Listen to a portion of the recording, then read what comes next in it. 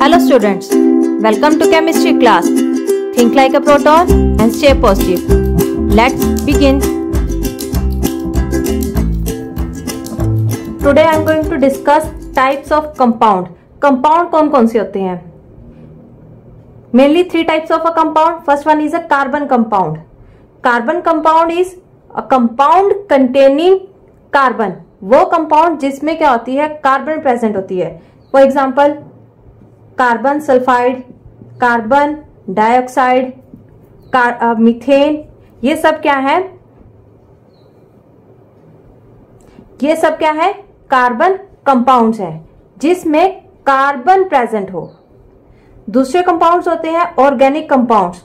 Organic compounds वो compounds होते हैं जिसमें कार्बन, हाइड्रोजन, ऑक्सीजन, नाइट्रोजन ये सब प्रेजेंट हो. इसमें कार्बन और हाइड्रोजन जरूर प्रेजेंट होने चाहिए. इसके अलावा कोई भी हो, चाहे ऑक्सीजन हो चाहे नाइट्रोजन हो. एग्जाम्पल मिथेनॉल CH3OH, इसमें कार्बन हाइड्रोजन के साथ ऑक्सीजन भी प्रेजेंट है. इथेनॉल C2H5OH, इसमें भी 1 ऑक्सीजन साथ में प्रेजेंट है. ऐसे और भी एग्जाम्पल है जैसे प्रोटीन्स में नाइट्रोजन भी प्रेजेंट होती है along with carbon. Proteins, lipids, ये सब क्या होते हैं? Organic compounds. थर्ड कंपाउंड्स आते हैं हाइड्रोकार्बन्स. हाइड्रोकार्बन्स कौन से होते हैं? हाइड्रोकार्बन्स वो कंपाउंड्स होते हैं जिसमें सिर्फ हाइड्रोजन और कार्बन प्रेजेंट हो, इसके अलावा कुछ नहीं प्रेजेंट हो. Example methane CH4, ethane C2H6, ethane, ये सब क्या कहलाएंगे? हाइड्रोकार्बन्स. हाइड्रोकार्बन्स को भी हम डिटेल में भी डिस्कस करेंगे. This is the main part which is included in your chapter. अब हम डिस्कस करेंगे हाइड्रोकार्बन्स के बारे में. हाइड्रोकार्बन्स कौन से कंपाउंड्स हैं? हाइड्रोकार्बन्स वो कंपाउंड्स हैं जिसमें हाइड्रोजन कार्बन के साथ कंबाइन होके एक कंपाउंड बनाते हैं जिसे बोलते हैं हम hydrocarbons. These compounds are also known as the organic compounds. Classification क्या है? हाइड्रोकार्बन्स को आगे फर्दर 2 टाइप्स में डिवाइड कर दिया गया है. First one is acyclic which is also known as aliphatic hydrocarbons. Second one is cyclic hydrocarbons. Acyclic hydrocarbons कौन से होते हैं?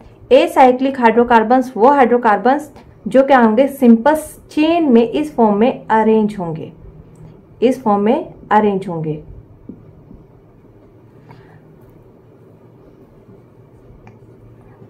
और एलिफेटिक का मीनिंग क्या है यहाँ पे? Aliphatic means when there is a double और triple bond in these carbon atoms. अगर इन कार्बन्स के बीच में या तो डबल बॉन्ड आ जाए या ट्रिपल बॉन्ड आ जाए, वो कहलाएंगे एलिफेटिक हाइड्रोकार्बन्स.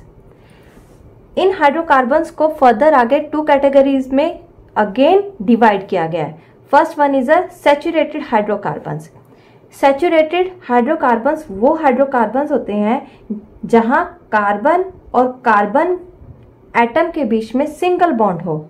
इस तरीके से सिंगल बॉन्ड अरेंज होगी और इसके ये यहाँ पे इलेक्ट्रॉन तो क्या हो गए? बॉन्ड बनाने में ऑक्युपाई हो गए. बाकी 3 इलेक्ट्रॉन वेकेंट होंगे. उनके साथ क्या अटैच होगा?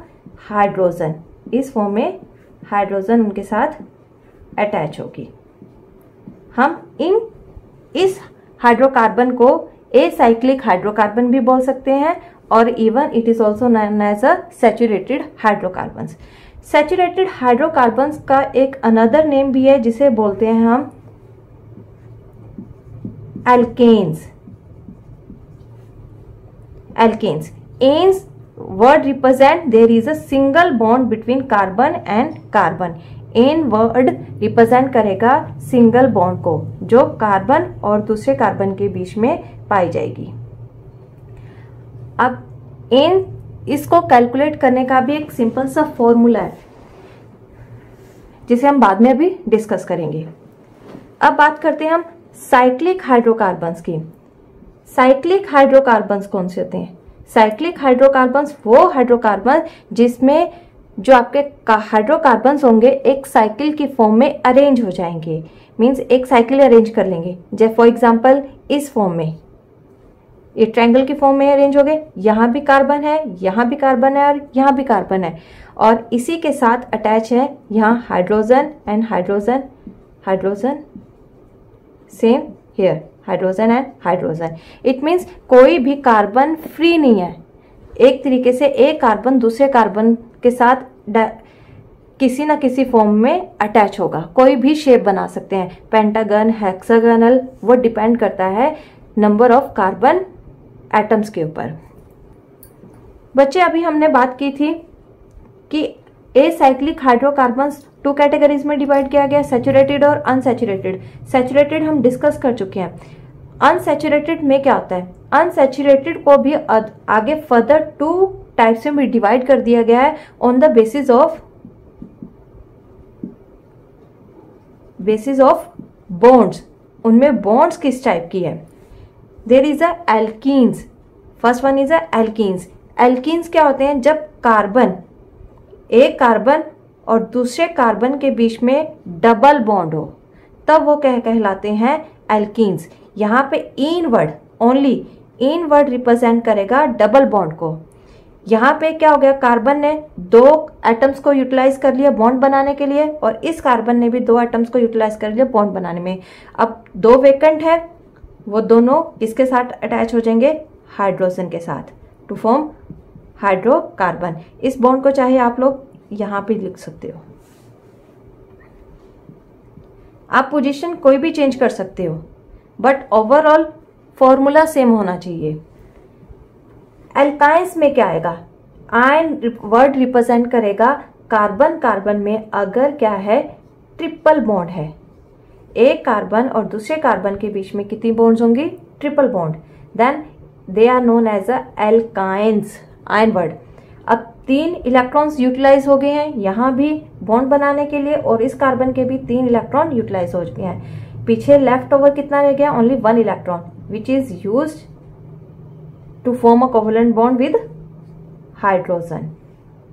इस तरीके से यह क्या बना रहे हैं? बॉन्ड।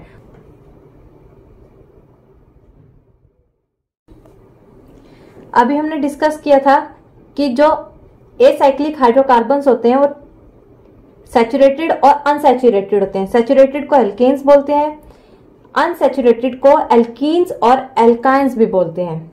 अब बच्चे कंफ्यूजन रहती है कि किसमें डबल बॉन्ड है और किसमें सिंगल बॉन्ड है। इसको लर्न करने के लिए एक ट्रिक है। आपको पता है कि अल्फाबेट्स में ABCD में ए सबसे पहले आता है।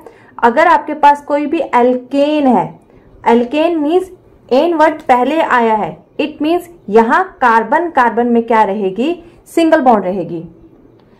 ई वर्ड, इन, जहां पे ई लेटर बाद में आया है आफ्टर ए, इट मीन्स यहां पे कार्बन कार्बन में डबल बॉन्ड होगी।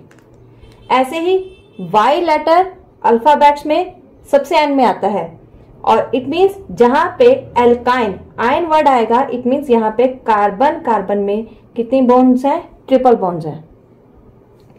अब हम इसको कैलकुलेट कैसे करेंगे? इसके फॉर्मूले हैं, जनरल फॉर्मूले, वो हम बाद में डिस्कस करेंगे। अब हम किसी कार्बन में डबल बॉन्ड है, ट्रिपल बॉन्ड है, उसे कैसे आइडेंटिफाई करेंगे? उसके लिए हम लोग जनरल फॉर्मूले को यूज करते हैं। जनरल फॉर्मूला जो लेंगे,